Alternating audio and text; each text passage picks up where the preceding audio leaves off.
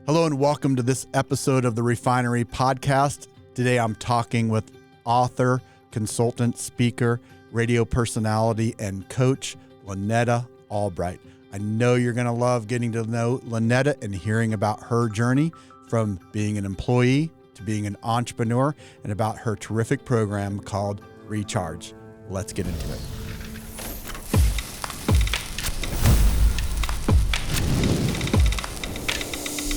Miss Lonnetta Albright, here you are in the Refinery studio. I made it. After all this time. Of course, we've seen each other in person before, but we spend a lot of time on Zoom interacting with each other, and I'm so glad you're here. I had to get here.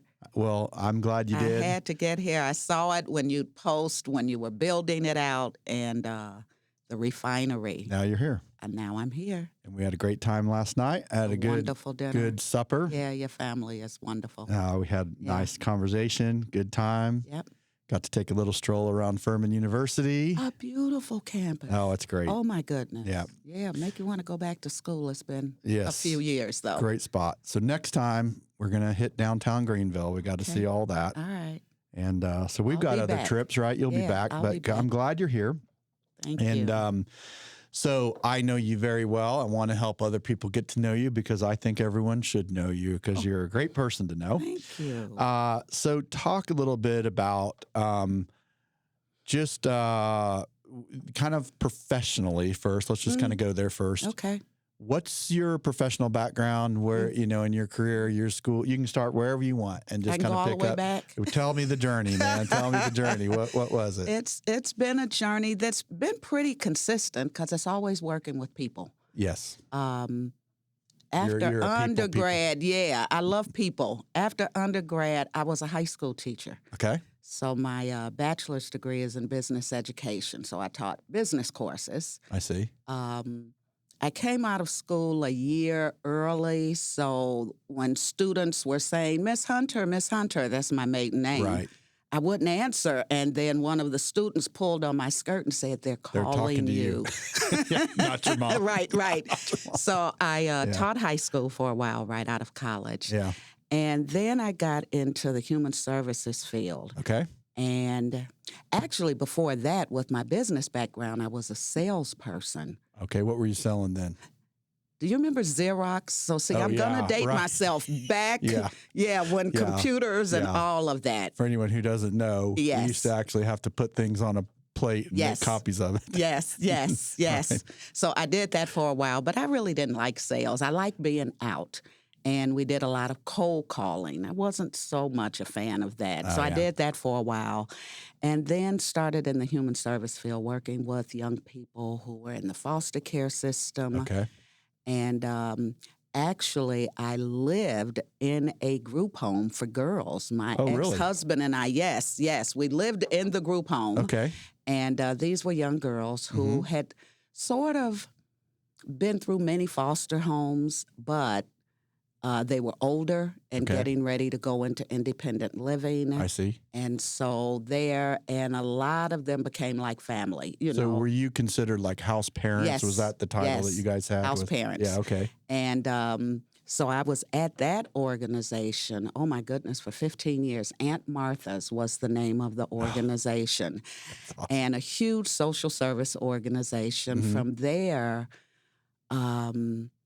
I got promoted to be an administrator and started other programs, then started developing people or managing people. Yeah, so that we'll talk about later how that goes. Yep. And ran a home for independent living for homeless youth up to age 23. Wow. And where were you in that time? Where were you located? We were still in South Suburban Chicago. Okay. So all of this, most of my career was there. Okay. I actually got an opportunity to go to the International Homeless Youth Conference in Europe. So I was in Paris and Germany representing. Running all over. Yes, running all over. My first international trip, scared to death, but I did it anyway. Nice. And so glad I did. Did you get the travel bug when you went? I got the travel bug. Yes. Then after that, one of the presidents who was there went to another organization and recruited me. Okay. They wanted to start a child welfare unit. I see. And this was working with the justice system and people who were addicted to drugs. Okay. So, like, was it an adjudicated thing? Like they would? Yeah, it was actually, instead of being incarcerated, if the crime they committed was nonviolent, Right. and not residential, Mm-hmm. they were entitled to an assessment to see if they went into treatment with probation. I see. So that was at that organization. I was there. And then that organization with the University of Illinois at Chicago applied for a federal grant to run a regional training center. Okay. Addiction Technology Transfer Training Center. And my boss at the time, she was the director, I was the deputy director, and she said, I don't know what your ladder is here, because unless I retire, there's nowhere else for you to go. Right. But what do you think about applying for this position as CEO? I'm thinking, what the heck is technology transfer? But okay, I'll go over to the university and see. And so I interviewed, had a wonderful, wonderful boss, Dr. Nathan Lensk, hired me. And he said the reason he really hired me was during the interview, he said, okay, I know nothing about substance use disorders. Right. I don't have time for this. He was a professor at the university and running another federally funded center for HIV and AIDS, Maytech. And it was a training center. He said, I won't have time. And this was the answer I gave him. Where it came from, I don't know. God told me to say it. Yeah. I said, okay, if I only have 10 minutes with you a week, I'll know what to do. He said that's what made him hired me. He said that's what because he didn't have time. He didn't know what he was doing. The other organization needed a university to be the applicant. Yes. And so I was there for 17 years, Rick. Nice. And while I was there, so we hired trainers, we developed people. One of my staff said, we help the people who help the people. Okay. So we didn't do direct services. We didn't have clients. You were training and we trained professionals and doctors and counselors and peers, people who work with people in recovery, and able to develop a lot of stuff. Like you develop all this great curricula. I had a curriculum developer, and she was fantastic, and it takes a lot. It does. And when I started my business, I was like, oh, my God, I'm not going to be able to do all of this, particularly that piece. But we did a lot of that. And a lot of our work, and one of the things that people knew us for, we were part of a national network. So our region, and I always wanted to respond to what the region needed, what the people needed, not what I thought. Find the need and fill the need, right? Find the need, and our region wanted to shift the way they were doing treatment. Treatment, of course, happens in our offices and the facility, and not everybody who recovers goes through treatment. Yeah. So we were shifting the field to understand that treatment happens in our environment. Yeah. Recovery happens in the community, that people recover in their point. natural environment. And so our region, and I was just blessed to have great mentors, some of the national experts, William White, who was our historian. He'd send me things to read because he was the recovery management guru. Okay. He'd send me things to read, and I'd send him an email and say, okay, this is how I understand this. Not sure I fully get it. However, there are many pathways to recovery. And the only way that I'm getting this is my dad, who was a recovering alcoholic. Ah, okay. So you had some lived experience. I had, So I didn't have my own, but I had the family lived experience. And Dad, just was a wonderful man, but then became an amazing man. Oh, that's so He great. stopped He stopped drinking after my mother passed away. Okay. That was his wake-up call. That was his wake-up call. And my godfather told me something Daddy would never tell us. Daddy drove a pickup truck. He had his own gas station, and then he worked for the federal government. Okay. And he had a pickup truck. And he wound up in a ditch. He'd been drinking up around Evanston, which is on the other side of Chicago. Okay. And said that he told his best friend that he woke up and said the first prayer he'd said since he didn't know when, and said, if you just get me back to my kids, ditch, literally. Get me back to my kids, I will not take another drink. And so that was his real wake-up call. That was his wake-up call, because Mom died. I was still in undergrad, so she died when I was 19. She died on my brother's 6th or 7th birthday. So we celebrate him and celebrate her life and her memory. So I could understand. Dad never went through treatment, but he had successful recovery because he had what we call recovery capital now. He had a family, friends, a job, a community. A lot of purpose. Yeah. And so I was able to understand what we were trying to shift to. Yeah. Now, while I was with the center, I was the director of the center. We did a lot of work with researchers and the National Institute on Drug Abuse and trying to take the science and turn it into practice, something that people could use. Yeah. You know, there were a lot of times that there were evidence-based practices, and I'd tell my colleagues, I'm not doing that one. I'm not taking that to my community. They're going to run me out of town. This just is not a good fit.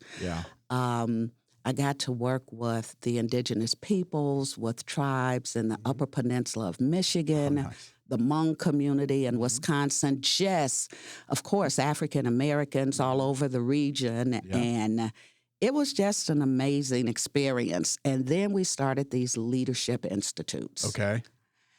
And I told my young staff then, I said, if anything will keep me here, it will be these leadership institutes. We were developing the next generation of leaders for the field. And I kept thinking, not just as counselors and directors of provider organizations, but who's going to be the next ATTC director? Who's going to be the next researcher for the field? So I got into leadership development and then decided I wanted to do something more. I wasn't reaching necessarily, I didn't want to just stay pigeonholed in the addiction and mental health field. Wanted to reach more people. So I took an early retirement. I'd been there long enough that I could move my pension. The years plus my age combined together made me eligible. From that standpoint. Yes, I was eligible. And so I was on my way home from East Africa. I got a chance to train in East Africa. I didn't tell you that, did I? No, I've never heard this before. Okay. They wanted, the State Department had a program called the Twinning Project, and they were training social workers and the institutions there around addiction, but in particular recovery, because what they were doing in East Africa, people were in the hospital. Some of our archaic ways chained to hospital beds. Our mental health institutions back in the day were awful. This is what was going on. So I interviewed, and we got the contract. Now, at first, they didn't want women, so I didn't get to go. So I got two of my colleagues and guys out of Detroit because we were in East Africa, mostly Muslim. I see. And so they went. And we had to learn this Mulati. It was a Muslim recovery program for peers. So they went. Now, after a couple of years, they were successful. Then we brought the folk here. And we did a fundraiser for them, just talented folks, sculptors and artists. We raised $10,000. They started their website. The men in the community then said, we need to do something for our women and children. Finally, I get to go. Now your open door. So we went there, we trained peers. And the fun part about that was they didn't have a system that we needed to shift away from. Yeah. So it was easier. Kind of apply it to the women and children now, right? Yes, it was easier. So I did that. On my way home, Valerie Burton, who you know is the coach at the Maxwell team. She's, the person in the John Maxwell team. She had a program for coaching. I went through her program. Instead of coming home, when I landed in Atlanta, I went through her coaching training institute and fell in love with it. Now, were you a John Maxwell team member at that time? I was not a John Maxwell team member. So you met her first. I met her first. And she moved in. Then went through her program, the CAP Institute. So I was certified by Valerie first. Okay. And then I said, okay, this is it. I'm going to start my own company, and I'm going to do coaching. So I did a website, and but I was still scared. So I didn't leave my job. What was holding you back? What were you most concerned about? Yeah, well, that's the question I ask clients today. What's really holding you back? Right. I kept telling my first business coach was the late Ed DaCosta. Oh, yeah, sure. He was with the Maxwell team. Sure. So I was on the Maxwell team. I was still at the university, and the dean actually paid for my certification with the Maxwell team. And he kept asking me, he said, I've watched you build like this multi-million-dollar, somebody else's money, but you can do this. What's the problem? I'm like, I got a mortgage. Okay, but you're going to be able to do that. You'll be successful at this. I'm not quite understanding. So we went through this for about 2 years. I struggled with leaving this really good, secure job. That's the journey, isn't it? Like, that is the entrepreneurial journey that you're stepping out. And if it's to be, it's up to me, right? Yes. No one else is, no funding has my back. No, I've got to make this happen. That's right. There's an HR department. There's somebody who writes the grants. I don't have to write the proposals. They manage the budget, all of that. And then he asked me, and I don't know if it was the day, how I was feeling that day, and I said, oh, my God, Ed, I know what it is. He said, what? I said, it's my daddy. He said, I thought you loved your daddy. I said, I adore him. He said, so how is he holding you back? I said, well, Daddy said, you don't leave, you know it. You don't leave a job, particularly a good job. You don't leave a job until you have another job. Which is completely logical, right? Yes.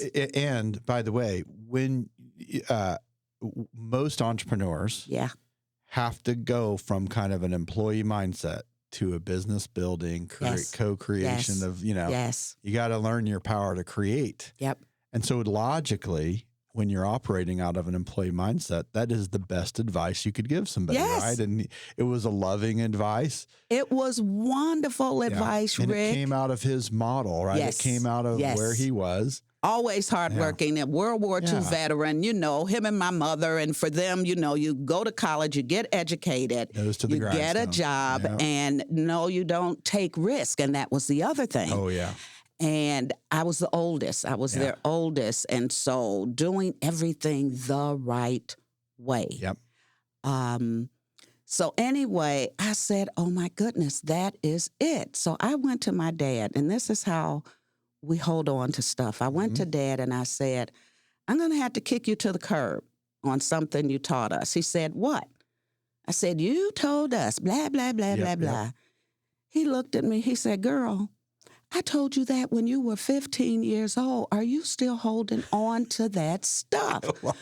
I'm like, I've been in therapy, not literally, but it's like I've struggled with this. And he said, I told you that. Are you still holding on to it? Yeah, right. So I could have talked to you for 5 minutes 20 years ago. And, yes. Right. And I would have taken off. I love that. So the thing about it, though, is something that Paul always says, up until now. Yeah.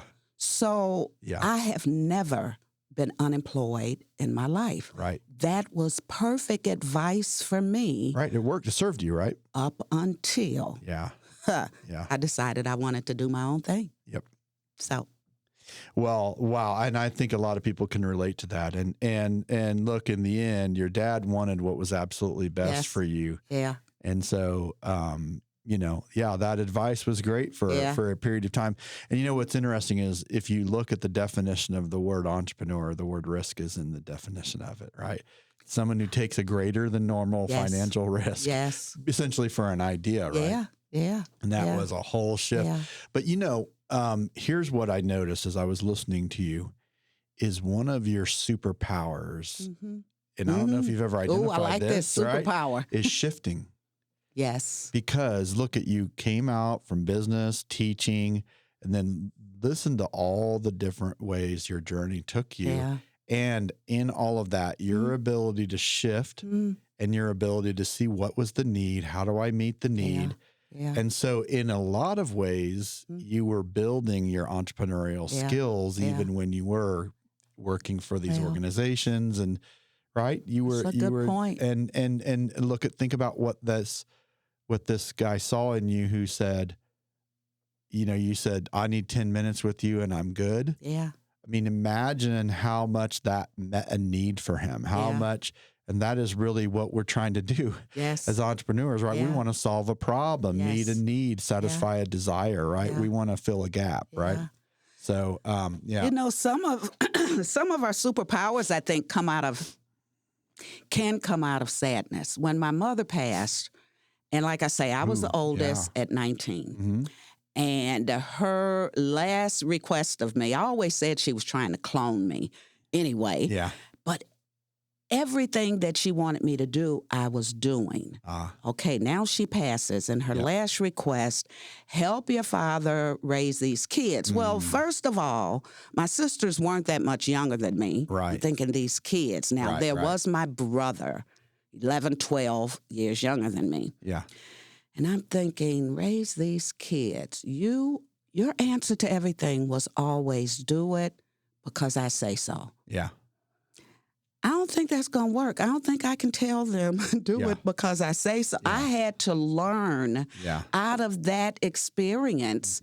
She was always the go-to. She was the answer for everything for me, And so when you say that shifting, sometimes I say, God, why did you take her? And then I think, okay, she died for maybe us because Daddy stopped drinking. Look at what happened. He probably would have continued to drink. Yeah.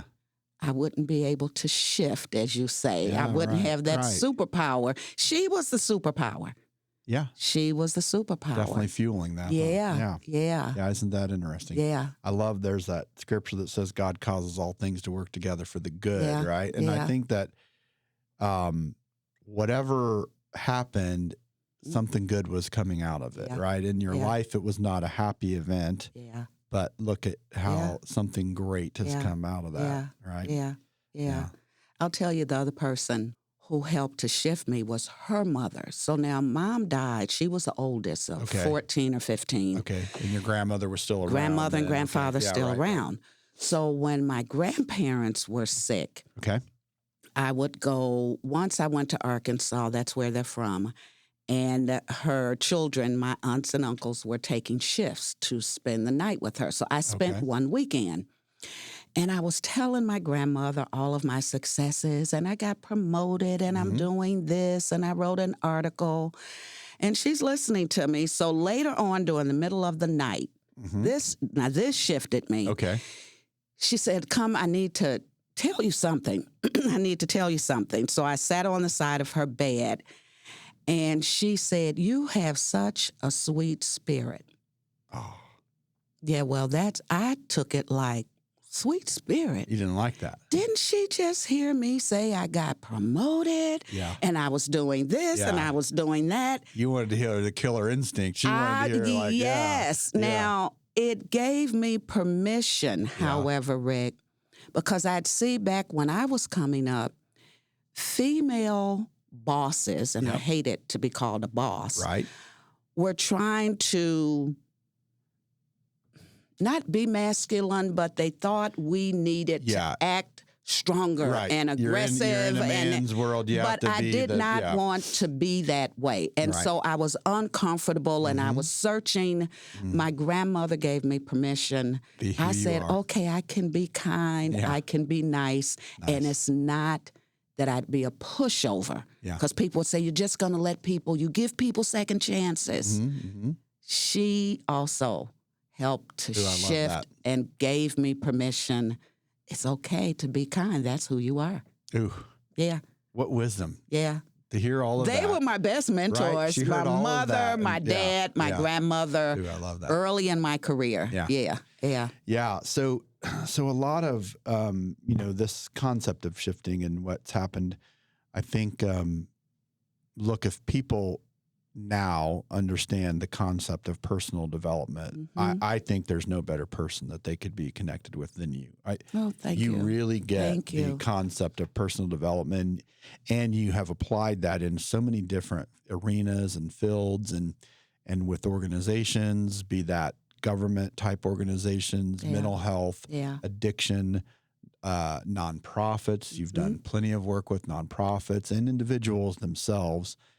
And so that concept of, in really, I think you use the word leadership and just understanding that, like, how did you come to understand that you were in the people development, the personal development business, no matter where you were, like, where did that all take root for you?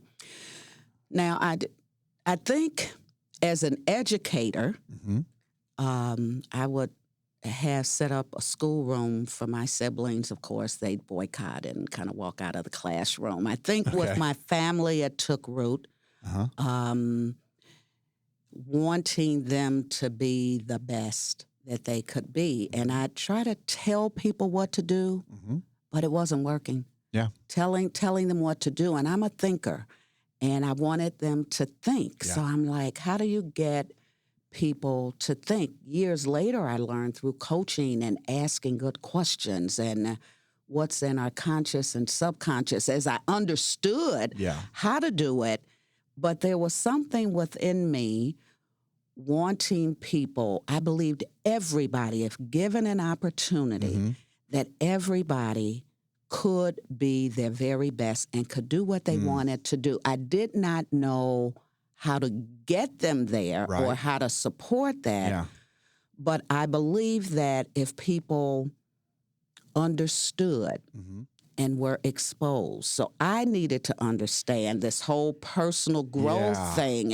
And my community, it wasn't something where I grew up in the community. Personal growth. It's not part of the culture necessarily. Like, this isn't what people talk about. It's not what people talk about. Like there was a girl from Ukraine that went to school with my son, and she came and visited us, and she was very intrigued. She said, I'm so intrigued by what you do because no one's doing what you're doing where I come from. That's not. And what I think is interesting is this concept. I'm asking you the question about personal development, but what I see in your answer is it started with your belief in people's potential. Yes. And really there has to be that idea, like, I believe that something more is possible. Yep. And I think what you were committed to is, and there's no limitation. Yes. Like, I don't care where you're from. I don't care what no, for you too. And for you too. And for you too. So talk about that. And so I believe it, but then the challenge becomes, they've got to believe How do you help people understand How that? do you help people believe in themselves, and young people? I think that started with my brother. He was so much younger. Okay. And wanting to see him be successful. And I'm trying to be a mother figure and a role model. And so exposing him to everything that we could think of. Again, you couldn't just say, do as I say, Couldn't say, do as I say. That wasn't getting you anywhere. Wasn't getting me anywhere. And so to build belief in people. And in my community, as I grew up, even in the Black church, mental health. So talk about personal growth. Oh, right. Mental health was not something that we would embrace. It was say your prayers, come to Jesus, and everything will be okay. Right. So a lot of things were kept under wraps. Mm-hmm. And the more exposed, and I had great opportunities and great mentors. Mm-hmm. So I kept thinking, opportunities, mentors, that's how I've grown. And that's how I continue to grow. Yeah. So I've got to make that possible. So I've got to be an example and let people hear my failures, let them see me fail. God knows I have messed up, and tell the truth. Yeah. And be transparent. Nice. And people don't think, oh, you did that, but see, you're way up here. Yeah. And I wanted to be able to relate. Relationships are everything to me.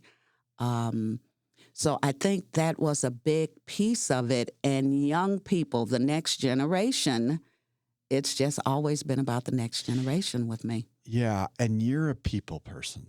Yeah. And it's interesting because a lot of the training that we get traditionally is really about managing. Yes. And it's not really about leading. Yeah. And leading is really about influencing. It is. Leading really is It about is. connecting with people. Yeah. And what I find is interesting is, so if you were just to contrast management and leadership, well, management comes out of one side of your brain. Yeah. And leadership comes out of another. Yeah. And the side of your brain where management comes, it's kind of that analytical part, the facts and figures. And when you were talking earlier about, the whole concepts of recovery, and you would get these things handed down that were these, all this data, all this stuff, and you're looking at it and intuitively going, this ain't going to work. Like there is no way. What you were doing was, this is a nice idea, but the actual execution of this happens in a different way than what you're sharing here. And so, like, I just one other thought is, so it's kind of the same concept, like goal planning comes out of one side of the brain. That's goal right. achieving is a lawful process that comes out of the other side of our brain, right? It's a very emotionally based thing to achieve goals. That's and I think that you're connecting with people kind of right where they are. You can't, again, management might work for a little while of do as I say. Yes. Right? But it doesn't work for very long. No, it doesn't. And it can create a lot of other problems but leadership, is different. Let me go, right? Completely different. Let's go along the journey together. Yeah. My dad, of course, again, my best mentor, he said to me once, because I didn't want to take this one promotion. I said, I went to school to be a school teacher. I didn't go to school to be a boss. He said, okay, so what's the problem here? I said, I'll never be able to fire anybody. He said, okay, here's the deal. He said, management is doing things the right way. You do A, you do B, you're doing things the right way. He said, when you're leading people, it's doing the right thing. Ooh. If you always do the right thing, people sign a contract. If you've done a good contract and they know what they're supposed to do, he was so silly. He said, people fire themselves. You've got a contract. If you've done what you agreed and they have not done what they agreed, you're not firing them. Smart guy. Yeah, he was. He was. We thought Mama was the smartest. Dad had a 6th grade education. He was just a smart man. Yeah. You can see, I can hear in just your story what a great match your parents were for each other, because they're different sort of personalities, skill sets, right? Yeah. And and I could see that there were probably many ways they benefited from each other. Yeah. And, for it sure. was. But, and Mom was a mentor. A lot of younger women in the church. She was a mentor. So some of these things. These models and I was Chatty Cathy. Mom bought me a Chatty Cathy doll. I just had to learn I got great academic grades and always under conduct talks too much, So it's no doubt that I'm a coach and a trainer and a speaker. Look, you are an incredible speaker. I watch the things that you're doing and some of the things you're providing, and you just have such a great natural delivery style, and it's engaging, and I love it. It's so good. It's so very good. And when I grow up, I want to be like you as a speaker. Rick, right? thank you. I've had just such great people around and such great people. Now you speak about leadership and management recently. Yeah. So I'll come into today. Yeah, let's come do that. away from Let's do that. 20 years ago. I'm going to grab a swig of coffee while we switch. Recently, colleagues, so I left the behavioral health field, substance use disorders and mental health, but that's where I was known. So I get pulled back in, but gratefully, they're wanting personal growth now and leadership, the missing pieces. We studied addiction and we studied the research. So we had all of that. But things weren't working, and the workforce turnover and how people were leading people, So a couple of months ago, a big behavioral health group in Albany, New York, you talked with them. That's right, I did. Had a nice They wanted me to come in and do something for their C-suite, their directors and CEOs, CFOs on growth mindset. They didn't want me to do anything on recovery. We got all this. They wanted growth mindset and how are we leading? And when there are challenges with the workforce, what's our role? Are we developing people? And that question that our colleague and one of our favorite coaches, Andy, says is... I was on the line with him this morning. Yes, yes. As a leader, are you telling people what to do? Or are you asking people? Are you coaching them? What do they think? And one of the activities we did in Albany, I was with them for 2 days, was one group had a problem that they needed to solve, and it was around scheduling. And the CEO figured out the schedule, but there were people who had to leave because some of the women said, I can't work evenings unless you're going to start daycare here. So another one said, so if you bring all your people together and say, we have a change we need to make. We need to expand hours. We need to make services more accessible. And he brings his entire team together, not having the answer, bringing... He said they came up with ideas that I never on my own, I never could have done. It's kind of the power of the mastermind, right? It is the power of the mastermind. Consciousness of everybody directed towards one problem to solve. Yes. It's always better. Yes. It's always better. And I taught the program that you and I did together that you created, the 7 levels of conscious awareness. Yeah. And as I'm going through the 7 levels, the CEO of the big organization had been there for a long time, and I got to limiting beliefs, and I did the assessment. Yeah.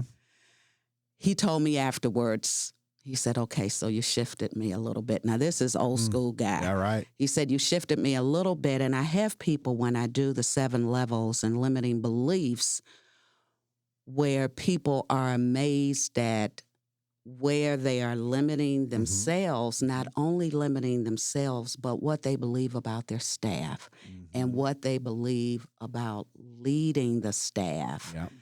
So 7 levels, and then stick chick with the conscious and unconscious mind. It's a way to understand that. This, right? As I take this to the field, and as I take this even to my community, this is all new. So when I talk about if people understood personal growth, and what does that mean? Because a lot of corporations and not-for-profits push back on personal growth. Professional growth, Lonnetta, we need... I said, you've got a person. You don't have Superman and Clark Kent. They're one person.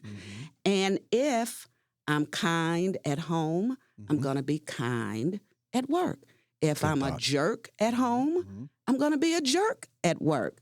You're working with a person. And that comes out of my current level of awareness, right? We all operate out of our current level of awareness. That's right. So if I'm a jerk at home, doesn't mean I have to remain that way. I don't have to remain that way. What has to change is my awareness, right? I have to understand this is not working. It's not working at home. It's not working at the office. And what is it I really want to do? What's the outcome I'm trying to reach? And is the way that I'm acting now and behaving now ultimately going to get me to where it is I want to go? And when you start asking those kind of questions, I said once that a coach asks people things that they're too afraid to ask themselves. Yeah. So. But need to hear. Need to hear themselves say it out loud. Yeah. Nice. So the personal growth is for me. And what's interesting, we used that word potential earlier, but everything you're describing really has sort of like a convenient belief behind it, like a presupposition that people have unlimited potential. Yes. Yeah. So in other words, a limiting belief that a person can hold is as far as I've gone is as far as there is. Like whatever I've done, whatever I've become, whatever, this is it. Like this is the lid, it's what's been poured into us, right. And so we don't understand that piece. It's just like what was poured into me. You don't take risk. Yep. You don't leave a job until, that play it safe. Was that not a limiting belief that was, I wanted to have this company, but there's something that you asked me, what's holding you back? Yeah. And it was from that experience, that wisdom, and that doesn't mean everything that we've learned and experienced needs to be thrown out. Right. But certainly we need to look at it. I love that, because what you're suggesting is that it's really a non-judgmental observation, right? You don't have to classify everything as good or bad. It just kind of is, but then you ask the question, well, is it serving me now, right? Yeah, it served me then. I love that. Yeah. Really good. So those type of things, and when I worked with this group and another group, when we talk about leadership, when people ask me to do leadership development, I use the word leadership loosely. Okay. Because it is the person, the leader, and the growth. It's the leader's growth. It's the leader's emotional intelligence, if you will. It's the leader's awareness of who they are, what they believe, and some of us bring some beliefs. We all have a worldview. And we can unknowingly limit what's available. Absolutely. Absolutely. Two instances. When I was training all across Kentucky, and Sharon and I are partners, and we had one module on cultural humility. Everybody'd been trained in cultural competence, and we'd say, you can't really become competent in someone else's life because you can't walk in their shoes. If we could suspend what we think we know about a group of people and we come to an individual within that group, how do they experience their culture? It's like people have kids and wonder, why aren't all my kids the same? Well, they each experience you as a dad. Well, and so I grew up the youngest of 7. And multiple times my dad would say, I have 7 kids, I have 7 individuals. Exactly. Right? Exactly. So that piece, and in our cultural humility program, we talk about bias, not prejudice, because that pushes people back. Yeah. But, I say we all have biases. We all have a worldview, what we were taught, how we were raised. Now, when you become self-aware of it, and you start wondering, is it serving me? You can change. And that's the beauty of all of this. Yeah, right. You can change. And I like because look, the word bias isn't a good or a bad word, because you could have a bias that could be really helping you a lot, right? That's right. Like a bias towards, I believe that people can do better. A bias towards action, I mean, a bias towards all sorts of things. Harvard has this great implicit bias assessment. Yeah, I've taken it. Yeah. I mean, and it can be around different racial groups, people, weight, or it just all kind of things. So we have them take that test, and when we talk about that, it helped people to get comfortable and to shift their thinking, because they were working with all kind of people and struggling with some of the folk that they were working with. And so that piece helped. Then the Leadership Academy that I helped to develop in Florida for peers who work with folk in recovery. Okay. we're using John Maxwell's book. And you're talking about like a peer counseling program, right? It's an official, like there's these are peers from across the state of Florida. They're certified. They work in different organizations. Now hospitals are engaging peers, and the court systems, all kind of companies are bringing in peers. Okay. And we are doing a mastermind, to your point. So it's like a 12-week program, but we start with a mastermind that looks at potential. We're using Maxwell's book, No Limits. Blow the cap off your capacity. And the CEO, she loves it. We're in the 5th year. I'm doing a 5th-year cohort. She says, we got to keep using that book. And so limiting beliefs, so all of that, we talk about the difference in leadership and management, but them as emerging leaders, it has been all about them. I can't tell you the things that have happened. One lady is writing a book. I think her book was published. Someone else developed and started their own organization. They would have never considered, right? Never considered that they could do it. And sometimes they facilitate the mastermind group. Oh, okay. You know, I don't like public speaking. I know, so call me. We'll have a one-on-one, you know, so I coach them around facilitating. And so that whole Leadership Academy, at the end, they all develop a personal, she wanted them to develop their personal leadership philosophy and a growth plan, an action plan for the next 6 months. So I don't know how you train leaders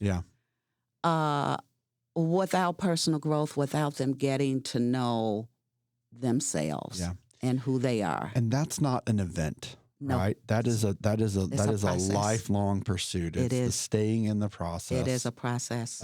And you were talking about growth mindset. I mean, that is a growth mindset realizes that there's not a limit here. Everything isn't fixed. That's right. And there's always something more to learn, something more to achieve. One of the words that I love that you and I talked about a lot as we were kind of, by the way, before I say that, talk about this program, your signature program now. Yeah. Tell Recharge. About it. I mean, just as I was saying it, Recharge popped into my mind. Yeah, right. So talk about that a little bit. Yeah, Recharge is getting people, we're busy being busy. You've got, and this is for the leaders of organizations and their leadership team. Okay. To step back and see, what are we doing? People have asked me, we need to change our mission statement because the mission statement was written 30 years ago, but we're not doing that now. We're not connected to it. But we don't have time. Well, Recharge is a process. And it's like business owners say, I'm too busy working in my business to on it. Yes. And you're kind of taking that same concept to organizations and teams and nonprofit or otherwise. That's right. Yeah. That's right. Yeah, go That's ahead. Right. So, well, taking them through a process, and there are assessments in there, and there's training in there. But I'll tell you my favorite piece, Rick. Okay, what is it? It's the power analysis. Yeah. It's that power analysis that the leader takes, people, opportunities. So the leader answers it first about themselves. They rate themselves as a leader. Start with you. You start with you. Love that. And what is it? The opportunities for you, the opportunities for your team, the opportunities for your constituents. So the leader does this assessment. And then the one group I did it with, she said, okay, I need to give this to my leadership team. And then let's see what they say. When they came together, that's when all the beautiful ideas came up. She was so surprised because the questions around what can we do, what should we do for our constituents, what do our constituents want, what do they need? She got many more ideas, she said, than if I just sit in my office, if I would have done this and created our strategic plan. The power analysis. Some level of awareness about it, but they were on the front lines. So I like starting with that with them. They get excited about that. And then the training that's a part of Recharge. So Recharge, as you know, because you helped me kind of think through it all and put it together. There's the assessment piece. Then there's the group coaching. Like it was a group coaching process that I did with them after they all answered the assessment. Nice. And then there's the training piece. Mm-hmm. And then they can bring all of their staff. So don't just hold growth to yourself. Right. Your whole team, your whole workforce. And so one of the assessments that I did, she wanted a copy of it. I said, I didn't copyright it. You can use it. Mm-hmm. So the limiting beliefs, she wanted to do with her staff. And it's another one that, self-care. Oh, yeah. The self-care one is another one that they're using across the organization. And it's a different type of training. Mm-hmm. People in that process in recharge say they get a chance to breathe. Nice. Well, I love it because you've got a system, but you don't have to force people. It's every piece is valuable on its own. Yeah. It all fits together. It's really kind of taking this sort of inside out approach to leadership, inside out approach to organizational health and organizational growth and organizational And we've development. incorporated great coaching questions. Yeah. You know, and that one piece, the other piece I love is around values. People. Yeah, I can get real clear on that, right? Yeah, because we take time in trying to be the best friend, the best daughter, the best spouse, the best employee, but not the best self. We don't work on ourselves. Yeah. And oh my goodness, when people take some of these assessments. Yeah, and we have these values. We just haven't clarified them, and we don't understand why and when they're important to us and how that affects the way that we show up, the way we interact with people, what we expect from other people, how much that's driven by what we value, and that might not be exactly the same as what someone else values. And yeah, that recharge program, I mean, I'm so excited about it. And you left room in it as you kind of created it. Yeah. I like the space, it's space. It's almost like space to think and imagine. You know, you look at a blank sheet. An employee of mine, young people have taught me everything about me, said you can take a blank sheet of paper. People can come with the craziest stuff they say in the meetings, and somehow you make it sound like it made sense. Yep. And that's your imagination. Yeah, right. And that's visioning. So we've left space for people to vision and imagine. So training Stick Chick as a part of it, and the 7 levels. Which is a way to understand the conscious and subconscious mind. And then the questions we ask. Yeah, comes out of something called concept therapy, right? But yes. And so our mentor, Paul, uses Stick Man, but you got Stick Chick, I got Stick Chick. I got to put some hair on Stick Chick. My Stick Chick is bald. I got to paint some hair on Stick Chick. We have to work on that. Yes, so it's so much beauty in it. I do that radio show, my brother and the Gospel Stellar Award weekly, every Friday on Reach Gospel Radio. I guess I'll give a plug to them. Yeah, why not? And the Lonnie Hunter Show. So that's my brother. Right. And he's got a radio show, a TV show, Gospel Stellar Award winner, just so much going on. He called me one year and said they want to have a life coach. Yeah. So we want to try. I promoted you to do it, suggested you, and there was another guy. So this was the first radio station. Okay. And so I did it. People liked me. They asked me to come back. Then when he switched to Reach Gospel Radio, I'm there Friday. He has this Get It Done, which is so much a match to intentional living, putting action. Right. You're having good intentions, but what are you going to do with it? So every Friday, I have a 3-minute segment that he plays like 4 times every Friday morning. And he said, I need you to do a 3-minute segment around coaching, give people something to do, be engaging, and do it in 3 minutes. I'm like, who you think you're talking to? When have I ever done anything in 3 minutes? Rick, I have mastered it, and a lot of good for you. Recharge. So I can pull. Oh yeah, you've got. Oh yeah, I pull from Recharge. Yes, I have pulled 7 levels and given people things to do. There was one question I think that Paul asked us once: how many of you know what to do? We raise our hands. How many of you are doing it? What, Well, So that was one of my 3 minutes. Yeah. That was a popular one. Yep. So in Recharge, limiting beliefs and the work that we've done there is like my message has become my message with all of my programming. Love it. And Recharge, I mean, how good does that feel? Yeah. Change scares people. If I say change, we can all change. And they look at me, I'm like, okay, I'm not saying it's easy. So people have to understand that. I'm not saying any of this is easy. But if you want to do better and be better, get better results, you got to change. You can't, because what you're doing now isn't getting those results. Getting as far as you've gotten. And that's good. Right. I'm not saying that's bad, but now you want to do something more. Yeah.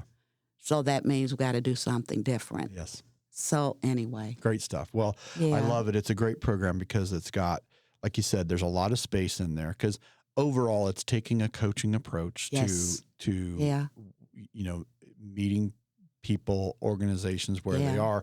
And there's also some teaching in there to really understand, some of the processes that are involved in really the creative process, right? Yes. How we create things. Yes. I think the things that, there was something you contributed to that too, that you had developed thinking styles. Those assessments, when we talk about personal growth, the kind of assessments we have there, your beliefs, so limiting beliefs is there. We've got values, so your values are there. And we've got then the training on the conscious. Where do these values come from? We've got thinking styles, your beliefs, your values, and certainly how are you taking care of yourself? Yeah. So they take these assessments, lots of self-awareness, and then I've coupled it with the right questions for people to ask and answer for themselves. Okay, if that's my thinking style, I don't like it. Yeah. I said, okay, that's cool. Well, what do you mean it's cool? I said, because you can change. Yeah. You can change it. So what is it and how do you want to think? What is it that you don't like about what you're doing? And what is it not getting you? And what is it you're trying to get? So those assessments are personal growth. And it's for leaders. We developed this for leaders. Now we bring other people into it. Yeah. But that's a good leadership quality to bring people along. It's not just for you. It's not just for you. So how do you add value to other people? You expose them as well. Yeah, really great fit for if someone's running a nonprofit or they've got a team of people. Yeah. And they get your energy if they do it with you. Yeah. Right? That's really the beautiful thing. And I couple it with my first signature program, the HMT program. Yeah. Now that is more, it's a thinking program. It's not time management, but it's asking people what's in your heart that you want to do. And you got this 24 hours that we all get. Right. And you've already got that full, but there's this stuff over here, this thing you want to do. You're thinking where am I going to fit it? So we look at, well, what are you currently doing with your time? And don't judge it. Right. When they first go through, I say, if you watch 10 hours of TV a week, put it down. Don't judge it because that's where you'll be able to make some adjustments. If we're going to improve our health, we got to look at what we're doing now that isn't working for us, right? Or what is. So I tell people, I said, I'm not so sure that procrastination is what's going on. I think we're already full with whatever it is. Right. And we want to write a book, but are you procrastinating or have you not figured out how to fit it? And I say the secret, I think, to our 24-hour clock is that 50 to 80% of our time is fixed. We got to sleep. So there's 8 hours. When you start... That's not where you want to go try to When change, you start subtracting out the fixed things, you might have 2 hours a day on the weekend. You've got more. If you've got children and you're doing homework, you may not have a moment, the way things are set up now, to write this book. It's not that you're procrastinating. Right. Just that we need to figure out the science behind how much time do you really have? Yeah. So when I couple that with recharge, it's just, Great I've stuff. been having fun, Rick. Yeah. Great stuff. Yeah. Well, we're going to make sure that when people want to get a hold of you, they can get a hold of you. Yeah. And it's been so good to have you right here in South Carolina This is great. in the studio. This is great. It's been wonderful. This is a beautiful facility. We've got more adventures ahead of us, Yeah, right? we do. Yes. We're kind of getting warmed up here, Yes. but looking forward to it. So we may see you back here in the studio as part of I'd those love to come adventures for back. sure. Yep. But thank you so much for spending some time with me today. I appreciate Pleasure. you very much. Thank you for having me. You bet. Okay.